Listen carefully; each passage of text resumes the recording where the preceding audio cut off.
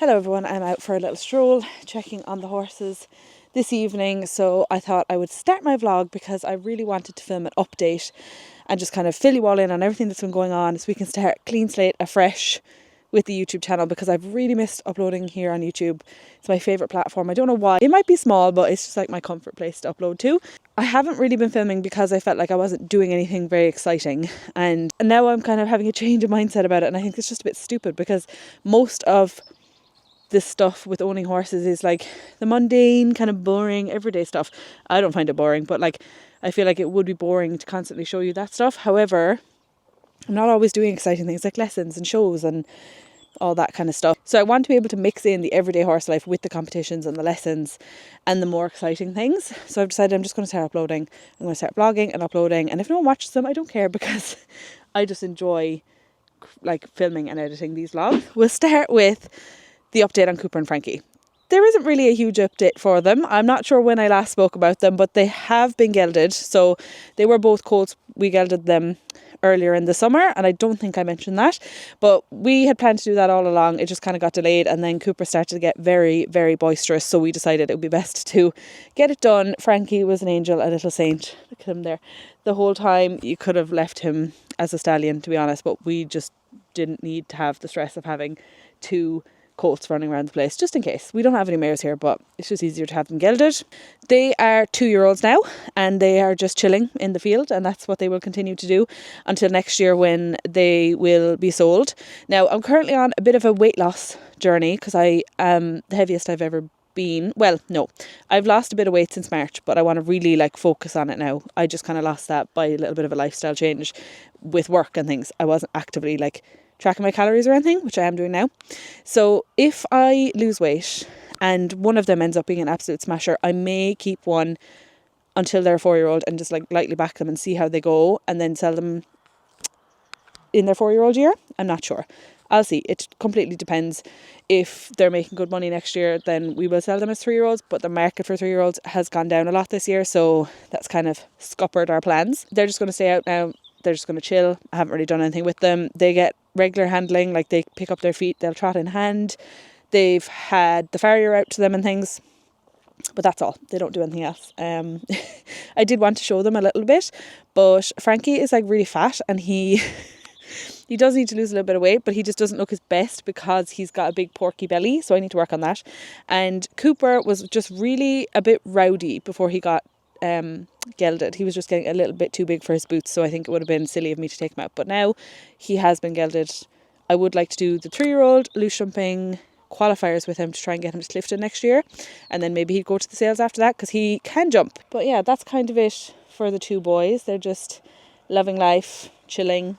It looks like such a nice day here, but we've had awful weather recently. While I'm up on this part of the farm, I might as well also show you this big empty field, because in about 2 days time this will be full of construction stuff, because we're starting our house build, which is insane. It feels so adult to me because I'm like just still imagining myself as a teenager. I still feel like I'm just out of school.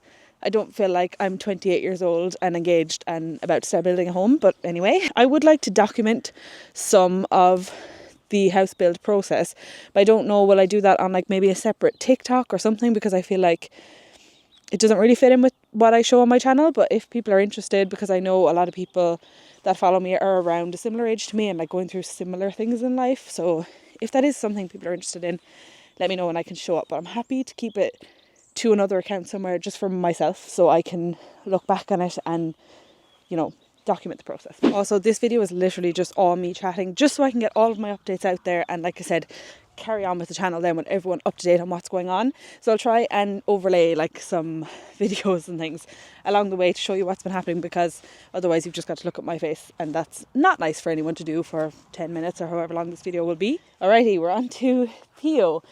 So Theo was going so well at the start of the year.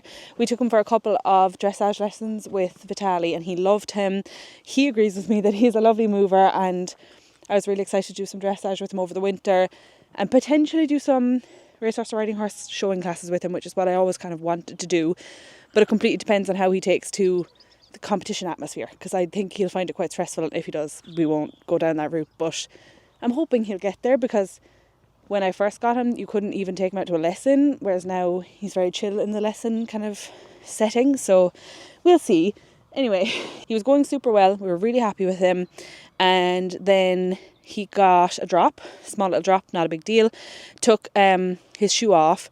And when he came sound from that, he got a huge splint. It took a long time for that to like settle and for him to come sound from that. And now he's back in work. He's been back in work for a few weeks. He's been doing a couple of short flat work sessions recently. We were just doing a lot of long reining and hacking because I wanted to really build up his top line again. I don't like to do too much with him when he's lacking a muscle. But he's looking a lot better and he's done a little bit of flat work. George is like, it's my turn. Yeah, he started doing some flat work in the arena and we're going to start going back out to lessons now. And hopefully maybe November he can start getting out to some riding club dressage if there's any of that on at the time. I'm not really sure. So that's Theo's update. He is back in work. I'll have inserted some videos of him and how he's been going, but he had a break, so there wasn't really much happening with him. And now on to my baby boy George for an update. So frustrating. If you follow me on any other social media platforms, George, you will know that George and I actually got on the All-Star Academy this year, which was unbelievable. I thought it was a prank. I was like, no, that's surely not right. We were so excited to go. We put in loads of work preparing, and then less than a week before we were meant to travel, George went lame. And when I took him to the vet, we did all our lameness tests and workups and everything, and we found some, hock arthritis, which was really annoying. And I had a pure mental breakdown because I was like, right, he's 7, he has hock arthritis, this is it, like this is the end of it now. I'm not going to be able to ride him anymore, and I went like full downward spiral.